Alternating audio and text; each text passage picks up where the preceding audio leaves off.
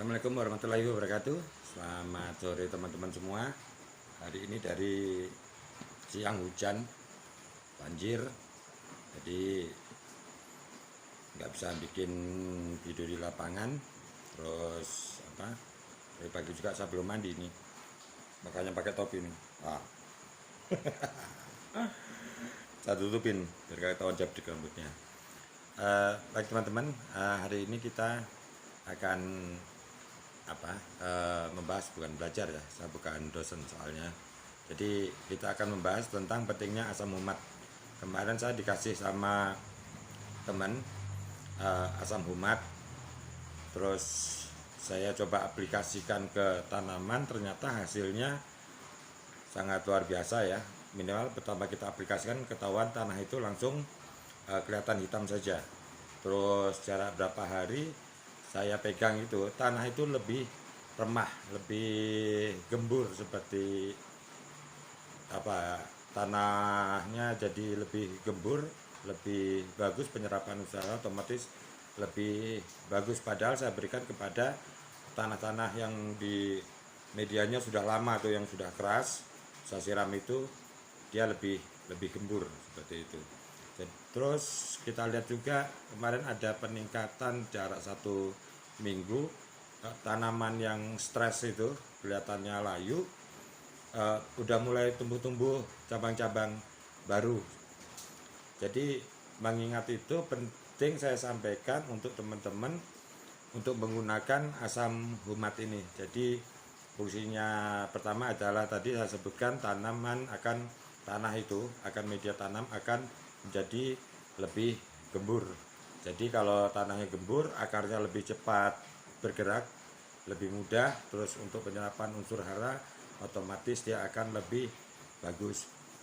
Terus asam humat ini memancing merangsang mikroba-mikroba lain untuk berkembang biak, seperti bakteri-bakteri pengurai dalam tanah.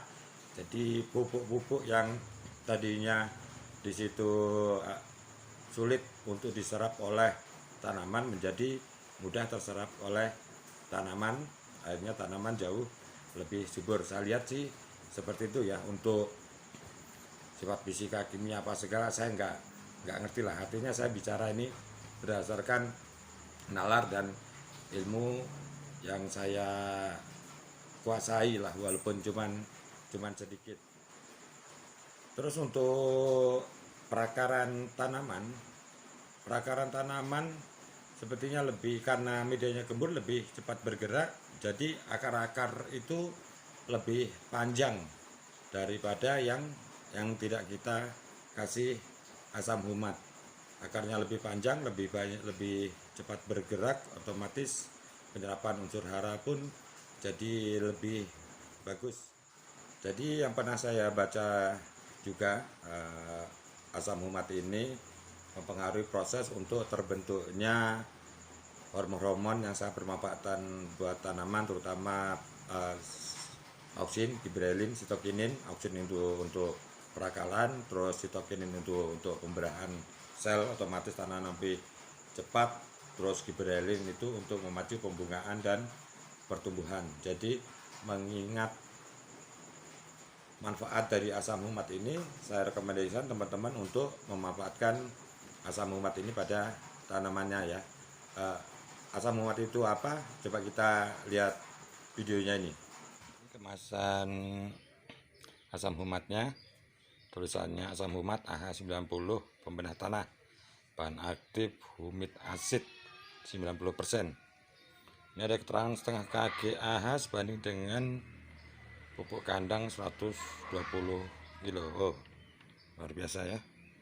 Nah, itu saya tempatkan nanti di wadah yang seperti ini. Kita pindahkan, ini udah saya pindahkan. Aplikasi untuk asam humat sendiri sangat mudah. Jadi saya teliti itu karena saya tidak tahu menahu tentang cara penggunaan merek ini ya. Jadi setelah saya browsing, ternyata mudah sekali. Cukup 1 sendok saya campurkan dengan air 10 liter, saya aduk-aduk, terus tinggal kita kocorkan ke tanaman saja. Jadi kalau kita lihat begitu kita encerkan ke dalam air, airnya itu jadi hitam betul. Jadi hitam, kita kotorkan ke tanaman pun jadi medianya itu, tanahnya itu jadi hitam juga. Nah, terus tinggal kita kocorkan ke tanaman ya. Ini kita kocorkan. Kita siramkan satu tanaman itu setengah gayung. Saya siramkan rata, nanti kita lihat ya reaksinya. Ini tanaman yang dulunya buahnya super banyak itu nggak terurus lagi karena bagi sibukan, jadi daunnya indikatornya agak kuning ya. Indikatornya agak kuning. Coba kita lihat besok-besok. Ini kalau kita lihat langsung ini warnanya jauh lebih cerah daripada daun-daun normal. Nanti akan kita bandingkan paling nggak 2 minggu kemudian setelah kita pemberian pupuk asam humat ini ya, atau humid asid. Ini tanaman bunga pukul 9 atau krokot. Coba ya, ini tanaman baru kita siram pakai asam humat. Coba untuk melihat perbedaannya secara cepat bagaimana. Jadi yang bawah kita kasih, yang atas tidak kita kasih. Ini posisi tanamannya ya hampir sama saja lah keadaannya ya. Yang atas malah lebih segar harusnya ini. Yang atas jauh lebih segar dibandingkan yang bawah nih, loyo-loyo nih. Coba nanti kita lihat hasilnya beberapa hari ke depan lah. Kalau minimal 1 minggu kemudian saya upload lagi bagaimana untuk hasil pemberian humid asid ini. Tadi sudah kita kocorkan ke tanaman teman-teman, jadi nanti jarak berapa hari lagi lah ya, jarak 1 minggu lagi, coba kita lihat pertumbuhan tanaman, terutama pada tanaman yang ada pembandingnya saja. Di tanaman krokot atau bunga pukul 9 itu nanti akan kita lihat bagaimana warna daunnya, terus bagaimana bunganya, bagaimana nanti panjang akarnya, teman-teman bisa lihat langsung. Jadi saya pastikan selama ini kita gunakan sudah kelihatan sebagaimana saya sebutkan tadi. Jadi akar-akar itu dia lebih panjang, media tanam itu lebih gembur.